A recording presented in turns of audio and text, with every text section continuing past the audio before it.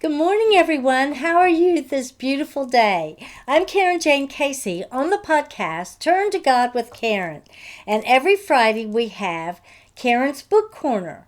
This is where I share a little bit, maybe a backstory, and read a little bit from books that I've written or books that have been written by other authors. And yes, my design is to whet your interest in the books that I'm presenting to you. You can find my books and blogs at my website, karenjanecasey.com. Today's topic will be an excerpt from A New Song Rises Up study guide.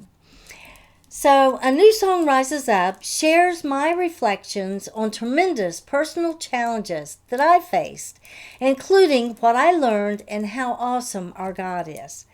My respective study guide is for readers to then use for their own reflections and as they progress through the book chapter by chapter. It's like their personal journal. Today I'm going to read a short portion from the book and then read the related questions in the study guide so you can see how it was intended to be used. Of course, my purpose in writing this book was to simply share bits and pieces of how the Lord has brought me through some horrible and painful times. My life is a miracle, and I am forever grateful for my life, my health, and my peace. With that gratitude, I am motivated to share my testimony. Look what the Lord has done for me, and even though I didn't deserve it, so He can certainly deliver you. Well, we read from chapter 1, prologue, pages 1 through 2. And it's about a time in the author's, my, dark moments while deep in life-threatening domestic violence. Within these few paragraphs, we get a glimpse of what happens behind the scenes and some reasons why a victim may stay with her abuser. So I'm going to start reading now. From the first 2 pages of the prologue, chapter 1, of A New Song Rises Up.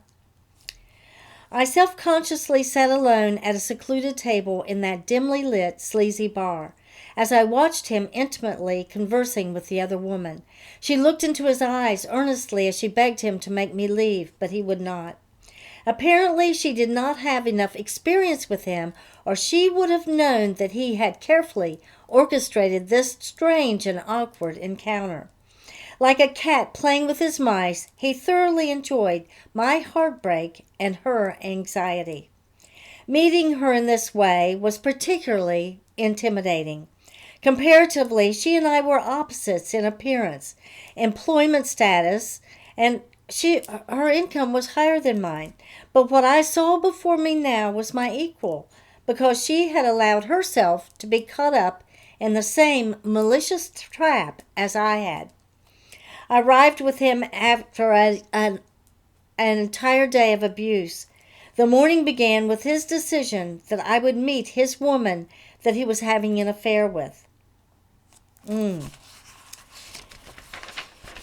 So then, I had not been agreeable to his plan.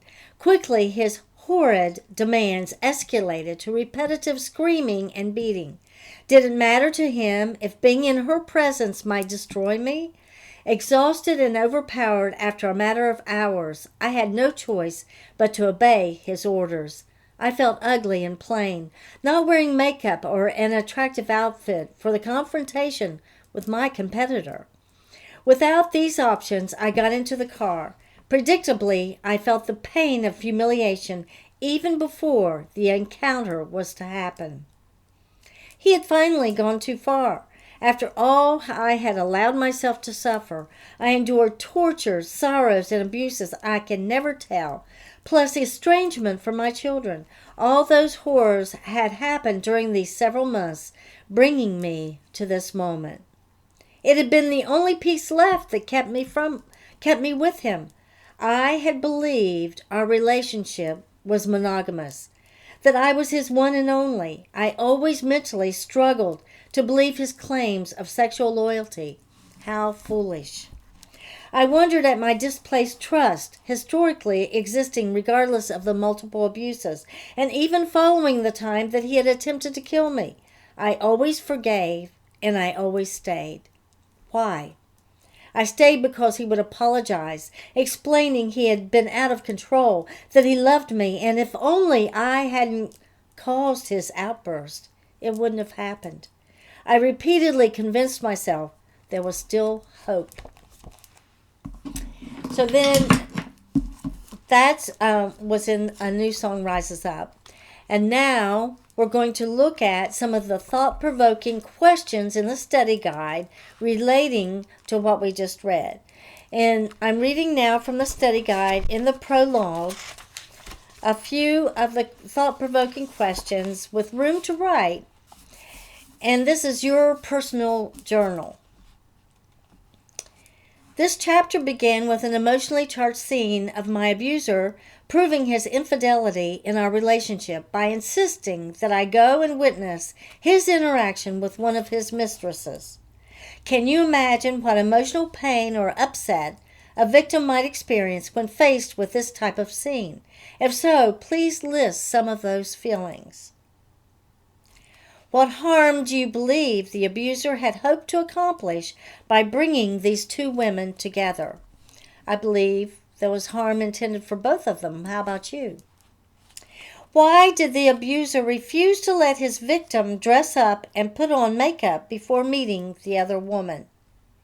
Well, you and I know how very plain we would feel in the presence of our competitor when we couldn't dress up. What mixed feelings would you have toward the other woman? Would you be able to view her as another victim? How have you ever experienced this type of betrayal by someone you cared about? And how did you feel? In domestic violence situations, there is usually a breaking point when the victim says, "Enough." Have you ever been in an abusive or toxic situation and reached such a point? Can you briefly describe that? What was your defining moment like? How did you feel after making that decision? What changed in your mindset? Were you then able to separate your emotional ties with that abuser? Ultimately, was there a sense of empowerment? And then it goes on with more questions and more reading. So you see, hand in hand, first I share my reflections, and then in the study guide I give you opportunity to share your reflections, and it's really a personal thing for yourself, unless you want to share with someone. Well, I'm excited to share that a local faith-based nonprofit, safe haven for women and their children coming from domestic violence and financial hardships, and I'm talking about Yeshua's House. Yeshua's House is currently using my book and study guide as tools in their support group. And that just gives my heart joy. Well, this is Carin's Book Corner, available every Friday. We have new presentations every first and third Friday. And as you may know, Turn to God with Carin also has episodes every Monday, Hope and Faith Journey, where we cover various topics for encouragement and healing through our challenges. And then every Wednesday, we have Sword of the Spirit, where we read from the Word of God. Well, I'm Carin Jane Casey, author, speaker, podcaster, domestic violence victim advocate, and ambassador for Christ. Please go to my website's contact page and send me your comments, your suggestions. I appreciate all feedback. And the best and easiest way to contact me is through the contact page on my website, CarinJaneCasey.com. Thank you, and God bless.